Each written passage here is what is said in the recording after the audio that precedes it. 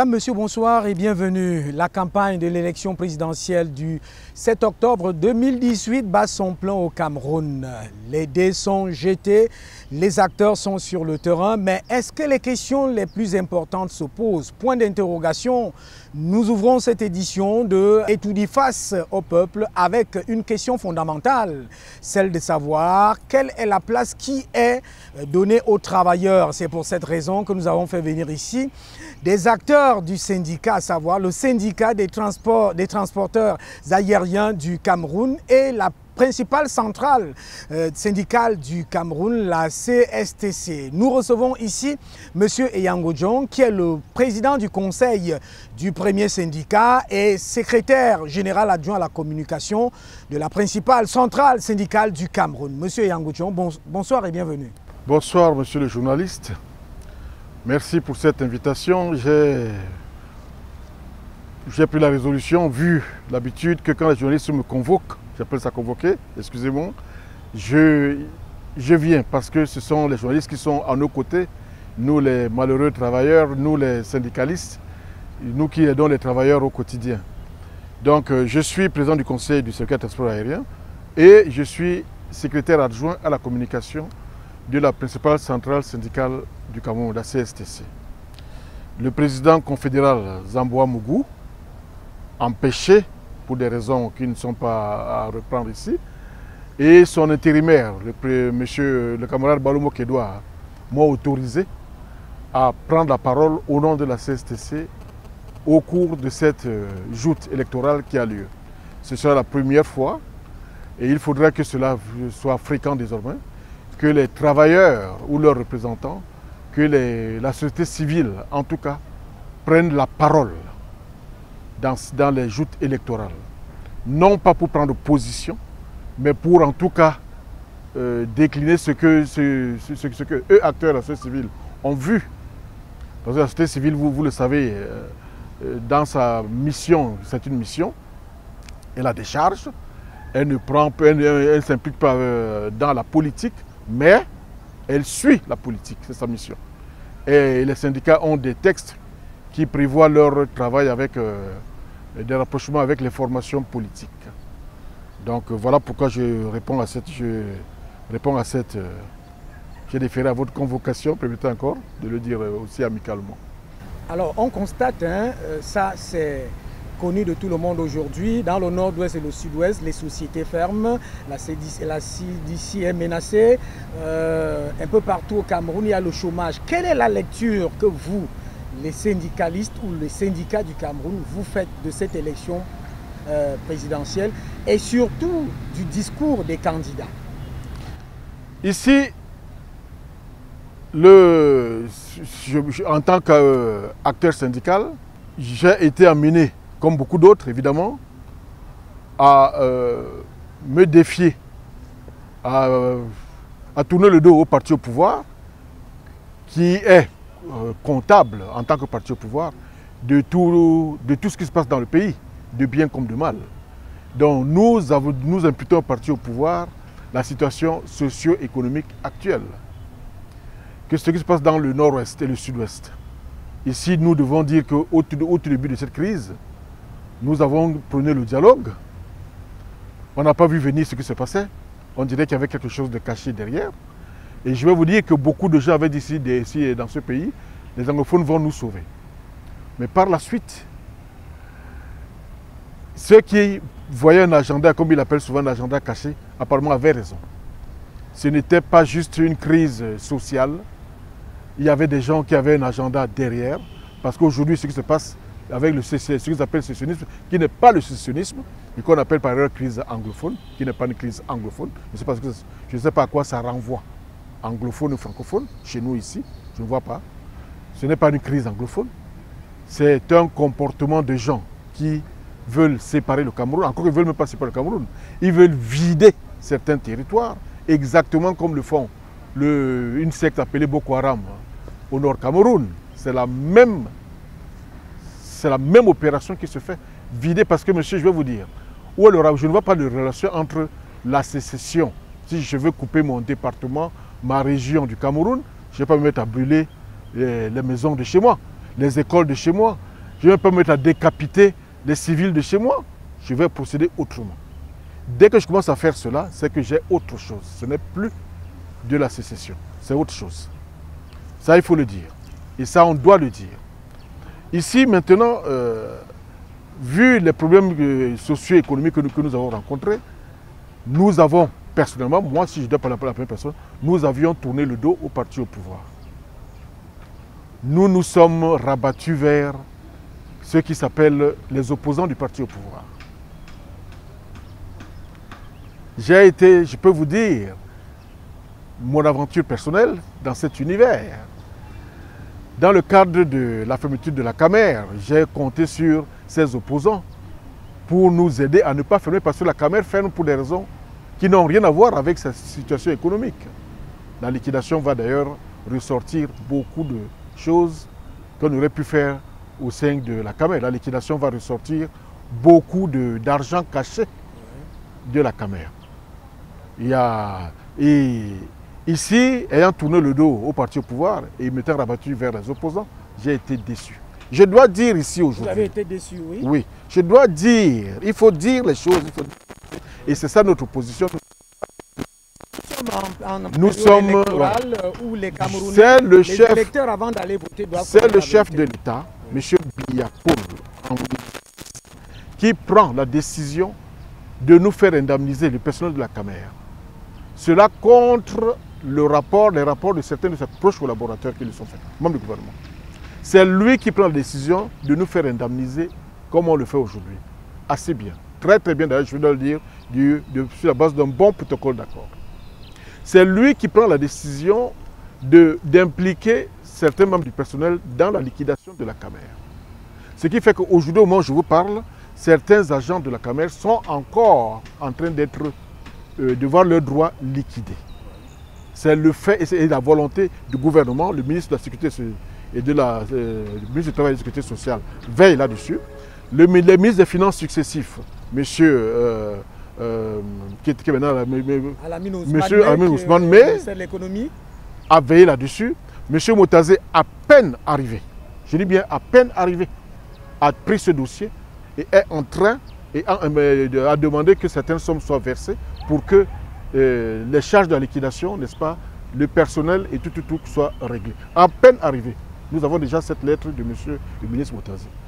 Alors, ici, je dois vous dire... Vous avez été déçu? Oui.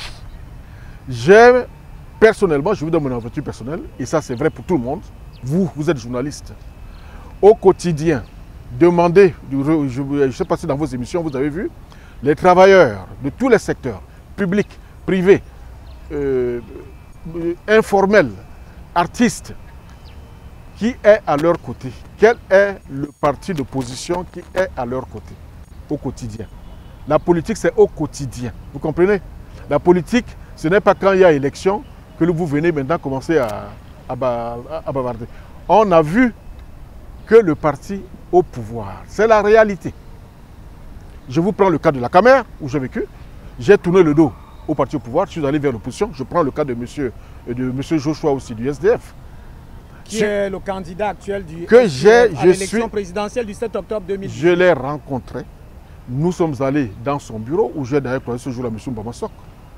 Nous avons travaillé, nous sommes entretenus sur la loi 98/23, qui était une loi mortelle, assassine pour la Camer.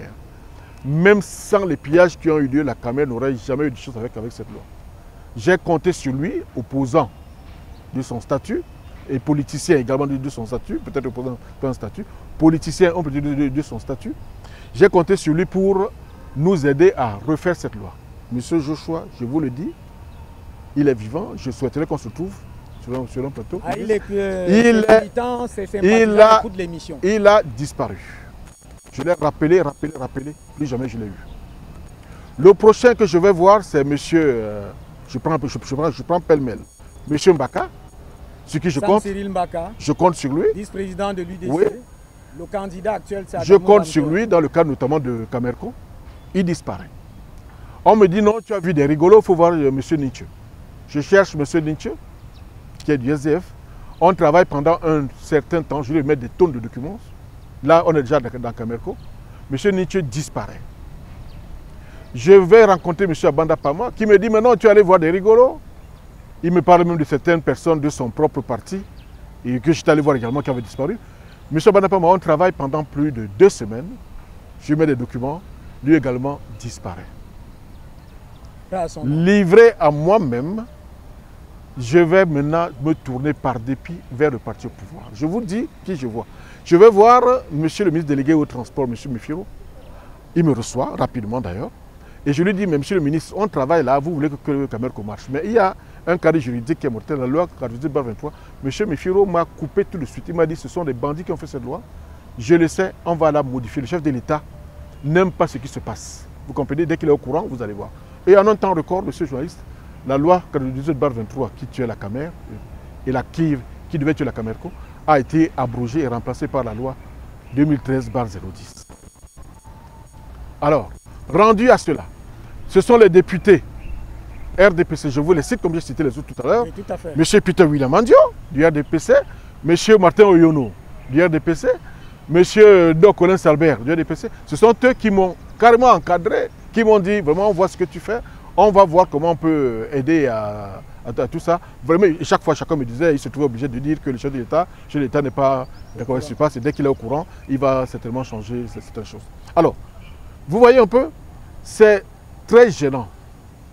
Lorsque aujourd'hui, on en est là, il y a élection, et le président Zabou me dit, non, il faut faire quelque chose. Le président Balobo, que son intérimaire, me dit, non, il faut dire quelque chose. Quand on en est là, il faut dire les choses comme elles sont. Qu'est-ce qu'il faut dire? À l'attention du peuple. Nous sommes de la société civile, on est des syndicats, on est des travailleurs, et tout nous concerne, parce que tout revient au monde du travail. L'affaire de la jeunesse, ça regarde le monde du travail. L'affaire du bébé qui naît regarde le monde du travail, c'est le travailleur de demain. Si je prends... D'abord, il faut savoir, qu'est-ce qu'un programme chez l'homme politique? Les gens pensent que quand ils se sont autoproclamés hommes politiques, ils ont comment on appelle ça, la science infuse de la politique. Mais je suis très déçu. Quand on crée un parti politique, c'est avec un programme. Vous comprenez? Et c'est un cadrage qui est fait. Et c'est une dynamique qui est faite. C'est-à-dire qu'au fur du temps, on voit comment les experts, les analystes, les stratèges de chaque parti, n'est-ce pas, montent au créneau pour expliquer leur vision et comment ils sont en train de l'implémenter sur le terrain. Ce qui fait que le jour des élections arrivées, n'est-ce pas, on sait déjà que celui-ci, voilà, il y en a même qui ont déjà prévu, qui ont déjà posé certains actes sur le terrain. Maintenant, dites-moi, les agriculteurs, les ouvriers, les cadres d'entreprise, les étudiants, les enseignants, qui se plaignent, mais ils vont chez qui? C'est vous qui chaque fois dites, tel dossier est sur la table du chef de l'État. Telle affaire sur la table du chef de l'État. Tout est sur la table du chef de l'État. S'il y avait une vraie opposition qui fait le travail, vous comprenez, on ne dirait pas ça. Et c'est une réalité. Tout est sur la table de l'État. C'est révélateur de ce que personne n'a fait le travail politique. Ah, c'est révélateur de ce que personne n'a fait le travail politique? Non, personne. Tous. Pourquoi vous le dites? Les discours quand même sont là, non? Mais comme je viens de vous le dire, oui. Vous n'allez pas au combat contre quelqu'un qui est tout le temps, qui est depuis 36 ans, n'est-ce pas, qui a quelque chose d'un calendrier en tête et qui l'expose. Face à lui, vous venez avec un calendrier d'il y a 2 jours. Vous comprenez? Non, ce ne sont pas des programmes politiques. Il ne faut pas confondre entre les promesses électorales, les déclarations électorales, vous comprenez, et le programme politique. L'opposition camerounaise, il faut le dire, n'a pas de programme politique. Cette opposition a fait des déclarations, des promesses électorales. Il n'y a rien en face. Je vous prends quelque chose comme l'homosexualité. L'homosexualité n'est pas un comportement. C'est un programme que certains sorciers du monde occidental ont mis sur pied. Aujourd'hui, ils sont en train de vous dire que l'enfant à la naissance n'a plus de sexe. Hein. Quand un enfant vient au monde, il n'est ni fille ni garçon. Que le sexe soit tendu ou fendu, ça ne compte plus. S'il se sent fille, alors il se détermine, il est fille. S'il se sent garçon, alors, si elle se sent garçon, alors elle devient garçon. Vous comprenez? Oui, tout à fait. Et c'est un vieux problème qui a eu lieu ici dans ce pays-ci. Il faut remercier vous les journalistes et remercier le RDPC, le pouvoir RDPC qui a sorti une loi. Le code pénal interdit l'homosexualité. Je suis surpris de voir des gens qui vont conquérir le pouvoir au Cameroun et qui n'ont pas un calendrier, un propos depuis plus de 7 ans sur cette abomination, mais surtout un programme de destruction psychologique et de déstructuration sociale.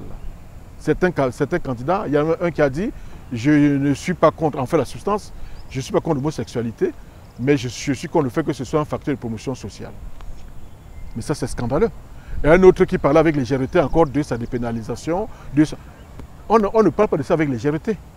C'est le pays qui est en danger. Et je dis sur ce point que les journalistes, vous les journalistes et le pouvoir RDPC, vous devriez prendre une photo pour la postérité avec le pouvoir RDPC pour cette histoire que vous avez faite. Maintenant, je prends le franc CFA. Un autre, on appelle le franc CFA.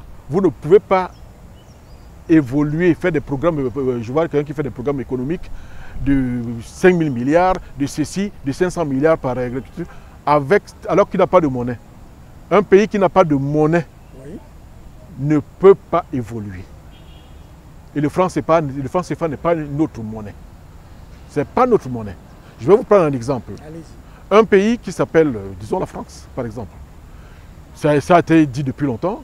Quand l'Allemagne, M. Biello a ici dans son journal Nouvelle Afrique, le dit, quand l'Allemagne perd la guerre et dit, bon maintenant je quitte la France, je m'en vais, elle est partie avec la monnaie. On a appelé ça le nazisme monétaire. La France a dit zéro, tout sauf ça. Dans le documentaire de Gaulle, l'éternel défi, lorsque l'Allemagne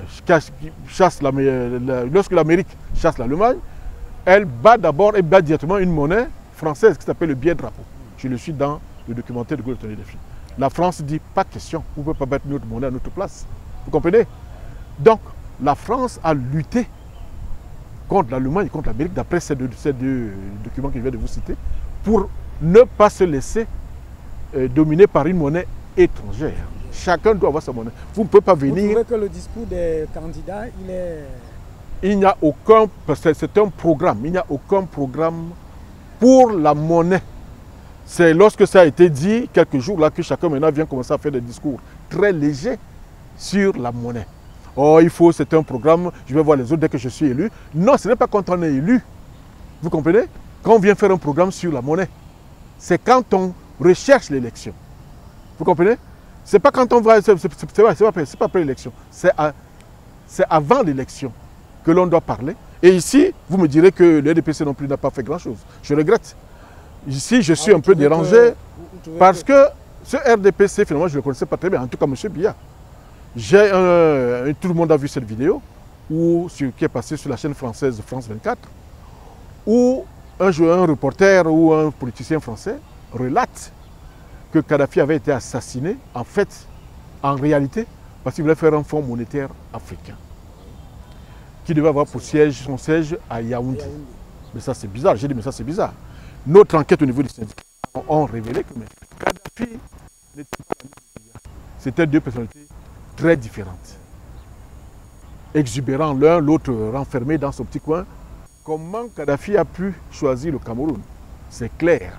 Pour qui sait lire dans ces choses-là, le chef de l'État du Cameroun, aujourd'hui, M. Biyapol, était d'accord pour sauver son pays et l'Afrique de cette mortelle qu'est l'absence d'une monnaie nationale, la présence d'une monnaie étrangère, cette super colonisation. Vous ne pouvez rien faire, monsieur. Vous ne pouvez rien faire sans une monnaie. Rien, vous ne pouvez pas. Ça n'existe pas. Ce n'est pas pour rien que tous les autres pays du monde entier ont battent leur propre monnaie. Maintenant, je vous prends sur le plan national l'opération dite épervier. Oui. Je suis surpris de voir certains qui, d'abord, ils n'en parlent même pas. On n'a pas du tout soutenu l'opération épervier. Maintenant, aux approches des élections, je vois M. Cabral qui dit qu'il était au procès de M. Marafami Douaya. Et il a suivi comment le juge a condamné M. Je cite ce mot. Le juge a dit, vous ne pouviez pas ne pas savoir. C'est ce que M. Cabral a dit à la télévision. Et que sur cette base-là, on a condamné M. Marafa. Vraiment, il trouve ça très léger. Un autre, c'est M. Kamto, je l'ai suivi également, qui a dit que certains de ces dossiers sont très légers. Ah, je dis, mais c'est terrible. Finalement, quand je prends ces 3 cas, ils sont opposants au RDPC ou sont opposants au Cameroun. Vous répondez? Ils s'opposent au Cameroun. Bon, parce que l'opération épervier, c'est la loi du Cameroun qui juge. Et ici, s'ils ne sont pas contents des magistrats, s'ils sont des hommes politiques, c'est une équipe qui va pouvoir comprendre, ils ont l'obligation de mettre leurs techniciens dans les dossiers, ces dossiers-là, et ce sont ces techniciens qui vont venir expliquer. Ils ne l'ont pas fait. Ça veut dire qu'en fait, ils n'ont pas de techniciens pour ça. Ils ne sont pas loin des partis unipersonnels des autres. Ils ne sont pas loin. Quand quelqu'un vient vous dire que ces dossiers sont mal faits, monsieur Kamto, je crois que vous me dites on me dit qu'il est juriste, professeur de ceci, professeur de cela. Mais il est maintenant en politique. Il a l'obligation de venir dire en quoi, vous comprenez, un dossier a été mal fait. Sans compter qu'il y a la séparation des pouvoirs. Le parti au pouvoir a respecté cela. Eux, quand ils vont prendre le pouvoir, ils vont faire le travail des magistrats. Je prends les deux que j'ai suivis, M. Cabral et M. Kamto. Gargaman a dit... M. Gargaman a dit, je l'ai suivi, merci, a dit, parlant de M. Olanguena, c'est mon ami. Dès que je prends le pouvoir, 30 minutes après, il sort. Oui, c'est ce qu'il a dit. C'est une question d'amitié? Oui. Voilà des gens. Mais M. Biya, qui est président de la République, a des amis là-dedans. M. Laurent Esso, que M. Nana Francis, l'expert financier chargé par M. Dakaï de clarifier le dossier, les dossiers de location des avions et beaucoup de choses de la Cameroun. M. Nana Francis, qui est un homme très très dur dans son jugement, chante les louanges de M. Laurent Esso pour la façon dont il a traité ce dossier, son dossier à lui, son dossier de location de la caméra. M. Laurent Esso a bien des amis. M. Forceau, on me l'a dit, et M. Marafa sont des amis de M. Laurent Esso. Mais M. Nana Francis me dit que M. Laurent Esso a eu un comportement républicain dans le traitement de ce dossier. Alors, je me suis dit, mais finalement, on va où?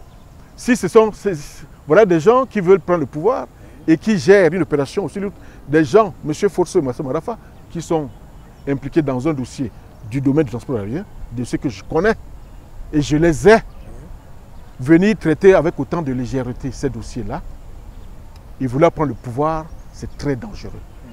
La présidence, ce n'est pas un endroit où l'on vient s'amuser. Ces opposants, je prends le cas de d'un qu'on appelle M. Bernard Djonga. M. Bernard Djonga a été un puissant levier, puissant homme de la société civile. On ne l'a jamais vu. On n'a jamais vu des opposants auprès de lui. José Bové, il a fait beaucoup de grandes choses pour ce pays, M. Bernard Djonga. M. Bernard Djonga a été battu, traîné en justice. Il n'a jamais vu. D'ailleurs, il avait appelé à l'époque, je me souviens, il avait appelé les opposants. On a des opposants de saison sèche. Déçu par eux, il a été obligé de. Je fais souvent ce mot pour plaisanter. M. Bernard Djonga a fini par craquer. Il a créé un parti qui s'appelle. Le crack, c'est ça. Voilà. Donc, M. Djonga a fini par craquer. Déçu par ses opposants-là. On n'a jamais vu auprès de M. Bernard Djonga. M. Bernard Djonga, c'est dans un pays normal où il y a des opposants. C'est un bijou, vous comprenez? C'est le bijou de la classe politique. S'il y en avait une au Cameroun. S'il y a une classe politique, en tout cas, pour le moment, là, les opposants ne la constituent pas. C'est bien dommage. Donc, aujourd'hui, vous nous dites de dire quelque chose. Les travailleurs, je prends le cas de la communauté urbaine. Monsieur le délégué du gouvernement auprès de la communauté urbaine de Douala licencie environ 17 personnes illégalement. Le ministre de la Sécurité sociale lui enjoint de les réintégrer. Qui est auprès de ces travailleurs? C'est encore le pouvoir RDPC. Vous me dites que parce qu'il est ministre. Non, il aurait pu ne rien faire. On connaît ce pays. Où sont les opposants? Vous me direz que l'injonction du ministre n'a pas été... c'est ça que vous me disiez. Prise en compte, oui. Oui. Pourquoi donc? L'injonction du ministre n'a pas été prise en compte. Mais on s'attendait à ce qu'il peut-être prenne une décision. Non, il ne l'a pas fait. Et ici, je dis à ceux qui font ce reproche au ministre, membre du gouvernement, au contraire, il faut se féliciter de ce que le ministre de la Sécurité sociale a eu une démarche républicaine. Je prends un exemple qui a eu lieu en France, où un employeur avait licencié illégalement son employé et le gouvernement lui a enjoint de le réintégrer. Il a refusé. Le gouvernement n'est pas allé plus loin. Le travailleur est allé au tribunal. Le tribunal a condamné l'employeur à lui verser 180 mois de salaire. Donc, lorsque le ministre du Travail et de la Sécurité sociale adopte cette démarche, c'est une démarche républicaine. Il ne va pas imposer aux délégués du gouvernement, n'est-ce pas, physiquement et par la puissance politique. Mais jusqu'à présent, ils n'ont pas été réintégrés. Oui, ils n'ont pas été réintégrés, mais qui est à leur côté? À leur côté, c'est le pouvoir RDPC qu'ils ont vu. Ils n'ont pas vu l'opposition. M. Ntamak, qui est l'un des leaders de ce mouvement, m'a dit qu'il a vu deux opposants qui sont venus quelques temps après, M. Joshua et M. Nietzsche, pour leur dire, vous voyez votre RDPC, voilà votre RDPC. Terminé, il me dit, ils ne les ont plus vus. Vous comprenez? Alors, si maintenant il faut choisir, parce que il faut le dire en passant, je suis syndicaliste, je ne vais pas laisser passer cette occasion. Ce sont des gens comme M. le délégué du gouvernement de la communauté urbaine de Douala, qui donc avaient des actes comme cela. Quelqu'un est employeur par décret présidentiel, c'est-à-dire par la volonté du pouvoir en place, et il se met à lutter contre ce parti parce qu'en licenciant illégalement les gens, en refusant de les réintégrer, c'est-à-dire qu'en désobéissant à l'ordre républicain et légal de sa hiérarchie, qui est le gouvernement, il est délégué du gouvernement. Donc le gouvernement est sa hiérarchie. Ce sont des gens comme ça qui fournissent, n'est-ce pas, du bétail pour la main-d'œuvre, pour les vendeurs d'illusions. Vous comprenez? D'ailleurs, à propos du bétail, je reviens à l'homosexualité. Je tiens à le dire, il faut le savoir. Il faut que la communauté sache que c'est un programme qui est fait par des puissances coloniales pour continuer à détruire l'Afrique. Et l'Afrique tombe là-dedans. Eux, les programmes qu'ils font, les programmes scolaires qu'ils font, leurs enfants ne les suivent pas. Vous comprenez? Et pourquoi? Parce que c'est destructeur, ils le savent. Ces programmes scolaires sont pour ce qu'ils appellent eux-mêmes le bétail. Le bétail, ce sont donc ceux qui ne sont pas dans leur groupe, qui ne sont pas de leur rang social. Vous comprenez? C'est ce que vous appelez le bétail. Donc l'affaire de l'homosexualité, c'est pour le bétail. Demandez, allez chercher ceux qui font cette promotion. Vous croyez que lorsque les Occidentaux viennent vous proposer, vous donner 200 millions, 300 millions pour promouvoir l'homosexualité, c'est pour votre bien. Demandez-leur 10 millions pour faire votre champ d'ananas ici à côté, ils ne vont pas vous donner. Parce que le champ d'ananas, c'est pour votre bien. Mais ils sont prêts à dépenser 300 millions pour que vous acceptiez l'homosexualité. Je rends grâce, nous devons rendre grâce aux journalistes et au pouvoir RDPC qui ont barré la voie à ce programme destructeur. Et pour les années à venir, il faudrait que tout candidat aux élections, qu'on le suive pendant longtemps, hein, non pas qu'il vienne à 2 jours des élections, commencer à débiter des promesses du genre je vais fermer telle structure, je vais transférer mon Cameroun à Kribi, et je vais... Donc, voilà. En fait, c'est cela. Alors, on va vous proposer un reportage. Vous allez suivre Maurice Kamto. Vous allez suivre d'abord un meeting du RDPC. Vous allez suivre Maurice Kamto qui se présente comme le nouveau bâtisseur du nord-ouest et du sud-ouest. Il va ramener tout le monde. Cabral Libye qui fait beaucoup de propositions. On prend ces 3 reportages des meetings et on revient sur le plateau. À tout de suite.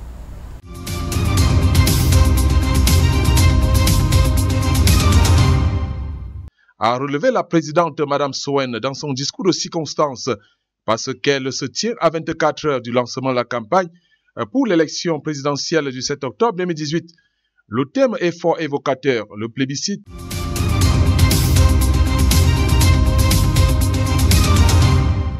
Les filets, il veut tirer tellement fort que ce ballon peut sortir de lui-même. La mobilisation des militants est sympa.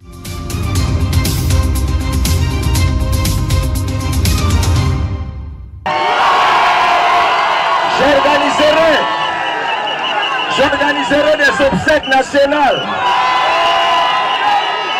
Je construirai un cimetière national.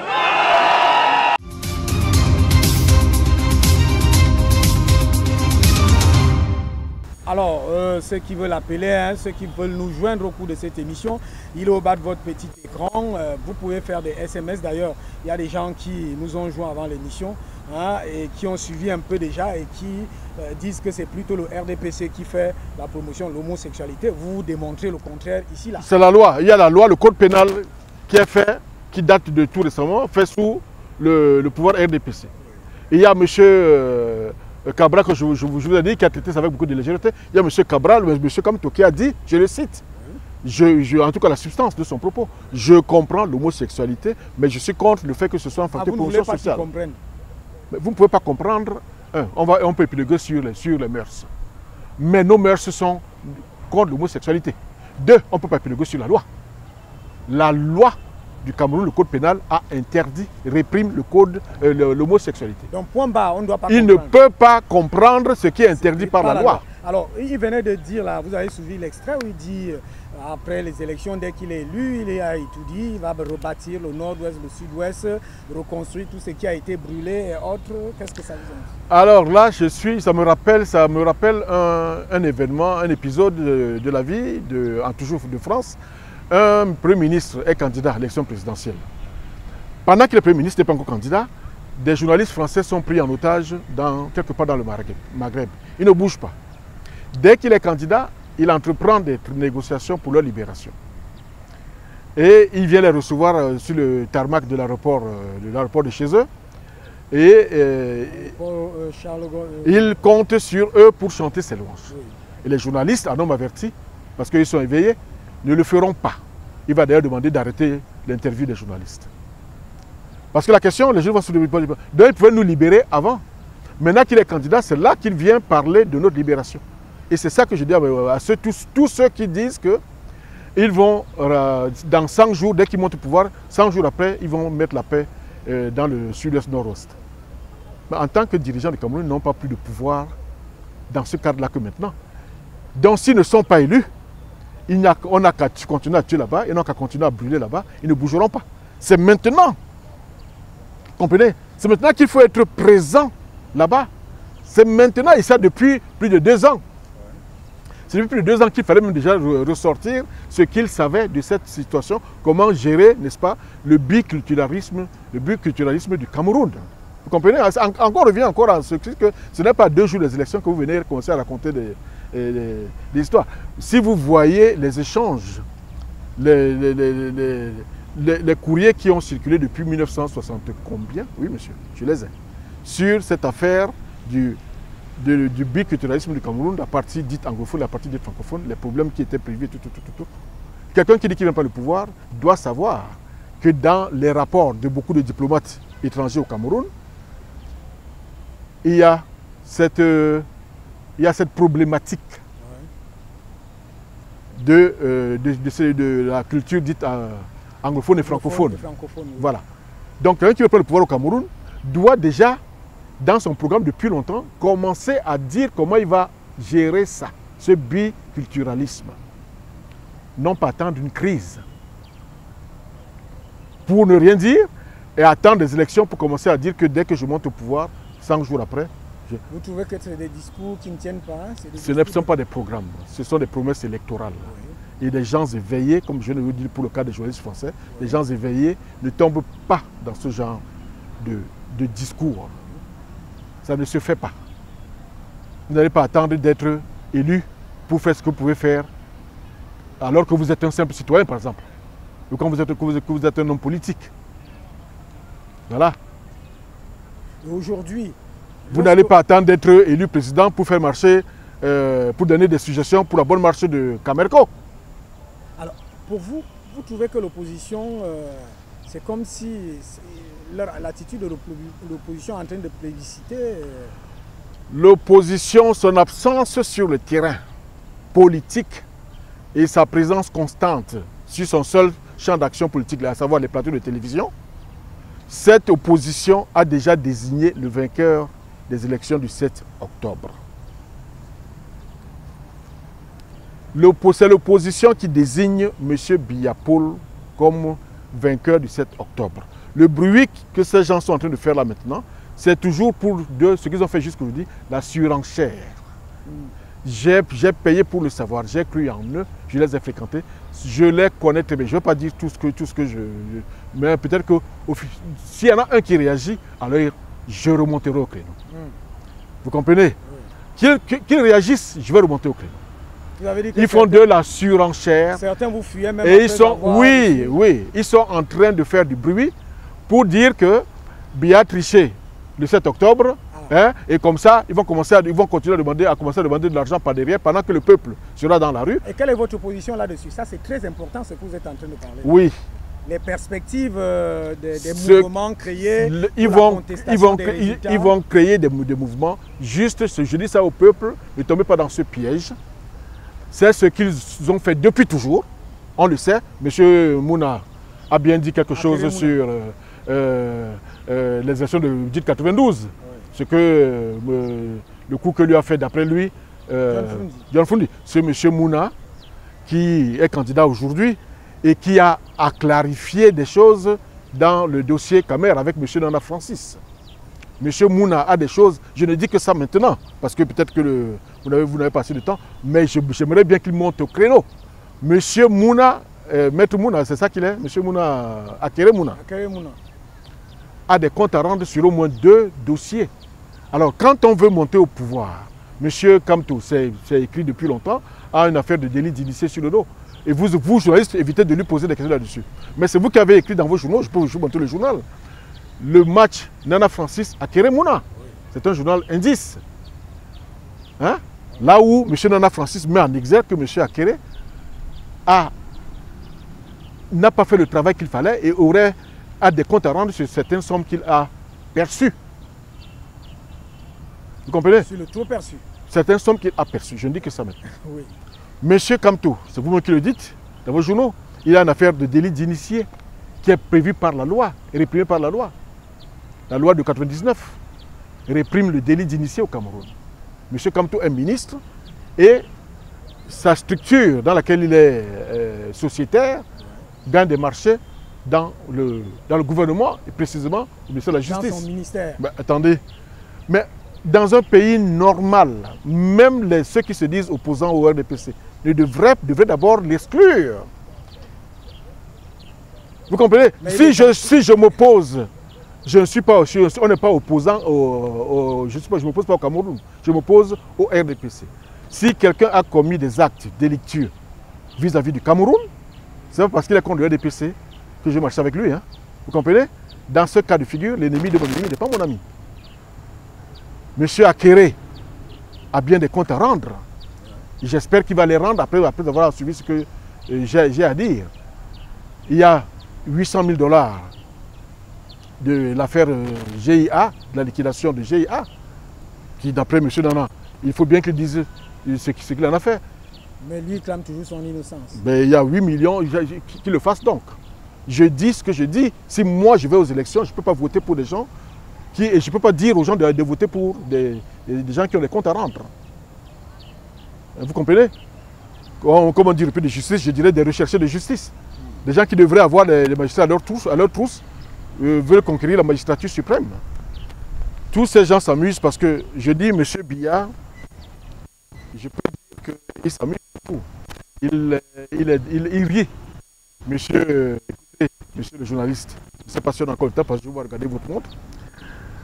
En pratique du pouvoir, vous comprenez, vous ne pouvez pas, je vous le dis maintenant, vous ne pouvez pas aller chez l'homologue d'un chef d'État gagner un marché sans l'onction de votre chef d'État. C'est impossible. Et qui a gagné? Pas en politique, hein, je parle en pratique du pouvoir. Lorsque M. Kamto Maurice va gagner le marché de la défense de monsieur, notre voisin, M. Obiang, pour bien mal acquis. Monsieur, pour nous qui savons lire ces choses-là, nous les syndicalistes, on connaît ça. Vous ne pouvez pas l'avoir fait sans être passé par monsieur. Il a eu l'onction de... C'est impossible, je vous le dis. Les Occidentaux, quand ils ont vu le nom de Biya, quand ils ont vu Yaoundé, hein, Fonds monétaire africain par Kadhafi, ils ont vu Yaoundé, ils ont compris que Biya n'est pas l'homme timide et renfermé, peureux que l'on croit. Cet homme est dangereux. Je vous le dis, je prends ça sur moi. Boko Haram ne sort pas de loin, ça sort de là. Ces sessions-là, ça sort de là.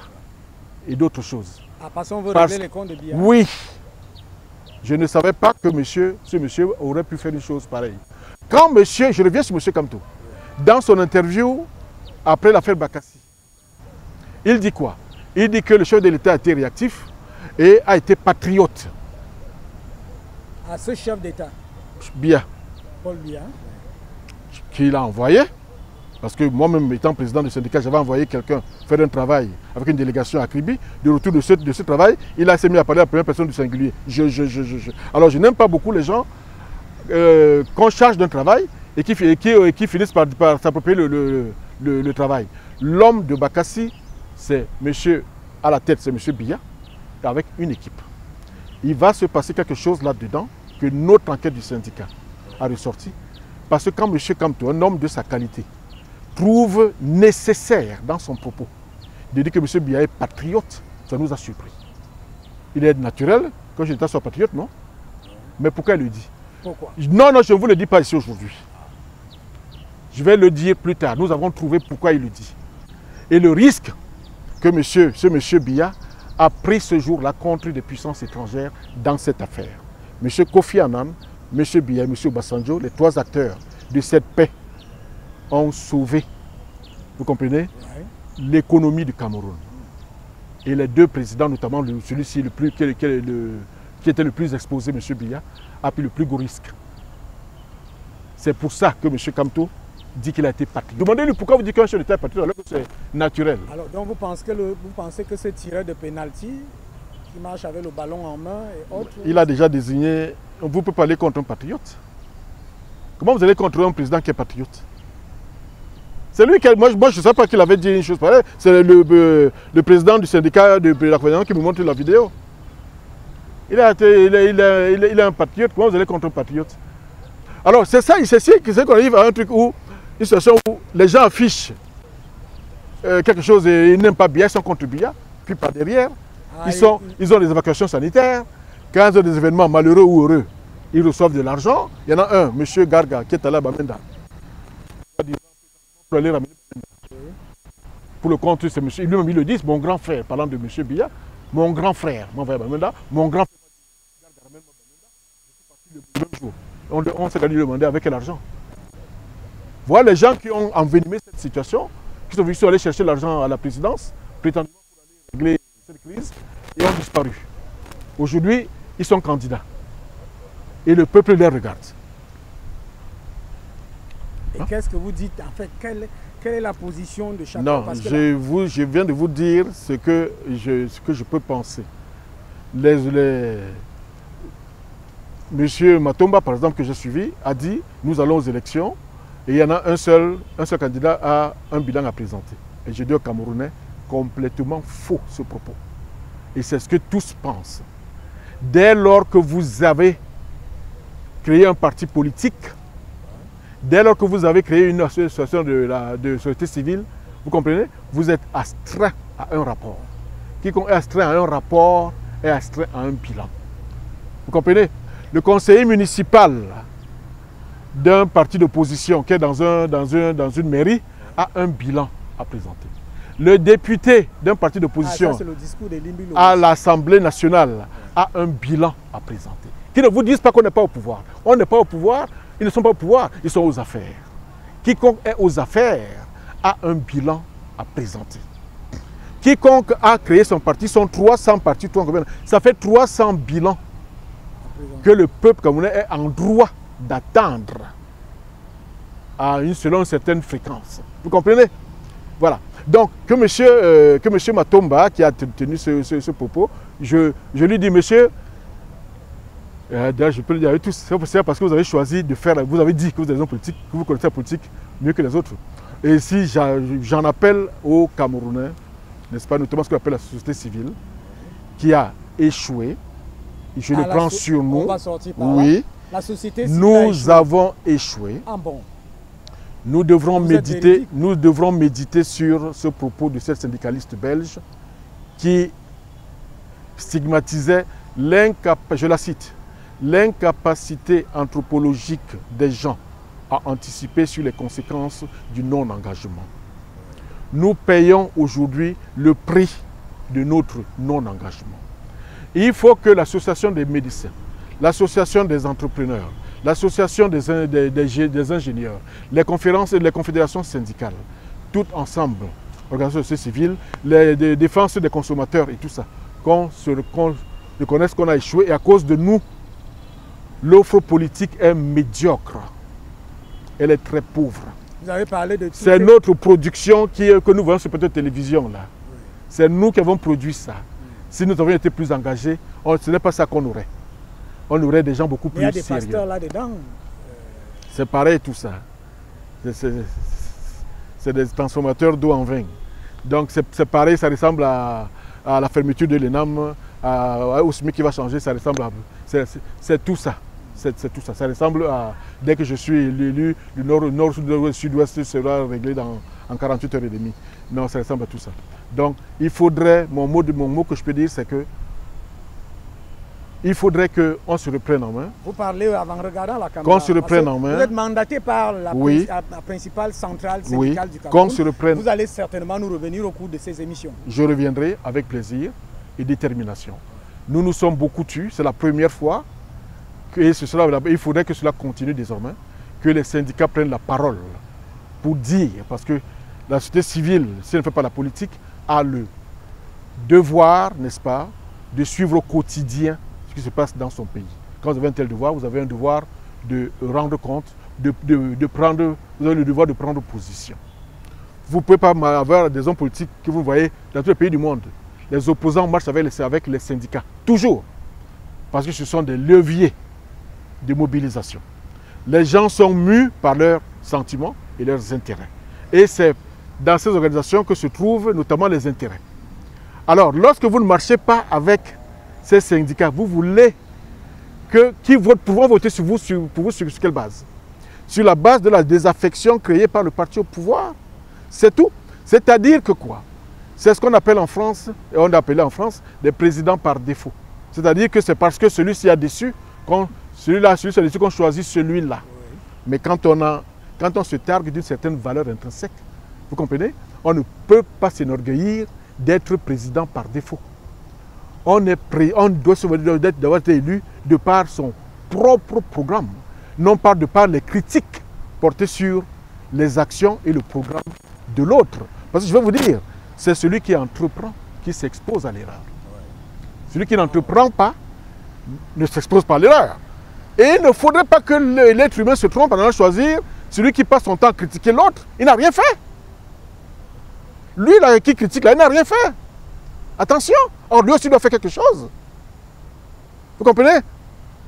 C'est un vieux propos de notre école qui disait, je crois qu'il est de Philippe Nérico, la critique est aisée, mais l'art est difficile. Travailler, c'est difficile, mais critiquer, c'est facile. Entreprendre, c'est difficile, mais critiquer, contredire, c'est facile. Donc, il ne faudrait pas que l'on confonde entre l'opposition en politique et la contestation, la protestation, l'agitation. Venir dire qu'il faut fermer ceci, c'est pas ça, l'opposition en politique. Venir dire que, voilà, je veux peut-être les fonctionnaires, mais voilà comment moi je vais faire, je vais changer je vais payer 500 milliards, parce que maintenant c'est 2000 milliards. Non, donnez-nous votre dessin. Comment vous voyez le Cameroun? Choisissez aussi un autre concepteur. On pourrait dire la CSTC. CSTC et la ST... CSTC, déjà. On pourrait dire que vous êtes derrière Paul Biya, c'est ça? Ça peut se penser comme ça. Ça ne me gêne pas du tout qu'on le pense. Je n'ai pas vocation à être ni contre Paul Biya, ni pour qui que ce soit. Vous êtes au milieu et vous examinez. Mais je dois dire ce que je vois. Et les travailleurs doivent se demander regarder avec les yeux, qui est auprès d'eux quand ça ne va pas? Qui est auprès d'eux quand ils ont des problèmes? Il ne faudrait pas qu'on vienne leur dire, l'autre t'a déçu. L'autre m'a déçu. Mais toi aussi, tu fais la politique comme lui. Même toi, je ne t'ai pas vu. Ok, merci. Merci de nous avoir visités dans cette cour. Elle est présidentiable et présidentielle. C'est l'élection présidentielle. Hein. Nous sommes la face étourdie face au peuple. Merci de nous avoir accordé de votre temps par rapport au mandat que vous nous avez présenté, que vous devez prendre parole au cours de cette élection présidentielle pour la CSTC. Et c'est bien ce que vous avez dit, vous avez une position médiane, vous observez des deux côtés et vous dites la réalité. Merci d'être venu. Merci, je vous l'ai dit amicalement, je vais déférer à toutes vos convocations parce que les journalistes, seuls les journalistes, ça il faut que je dise mon mot de la fin, Oui. la seule formation qui aurait pu valablement faire affronter le RDPC à un vote, c'est la formation des journalistes. Puisque c'est elle seule qui est avec les travailleurs au quotidien, qui est avec les gens qui ont des problèmes au quotidien, c'est elle seule qui défend, qui suit, c'est elle seule. D'ailleurs, certains membres du RDPC ont reproché aux journalistes leur engagement. C'est le membre du RDPC sur les plateaux de télévision. Un membre du RDPC, qui est conseiller municipal quelque part à Yaoundé, a stigmatisé l'inertie de l'opposition. C'est un pays, c'est un cas unique au monde. Il est vivant. Ce monsieur Éloi Bidon, qui a stigmatisé l'incapacité de l'opposition. Vous voyez quelqu'un qui est du parti au pouvoir, qui stigmatise, c'est vous dire à quel point, il faut voir à quel point nous sommes arrivés. Donc, c'est la seule formation qui aurait pu inquiéter le RDPC, ça aurait été les syndicats des journalistes. Hélas, ils ne sont pas aux élections. Madame, Monsieur, cette première édition a eu le mérite d'être présentée sur cet espace très libre et gazonné, mais les prochaines éditions, c'est en studio.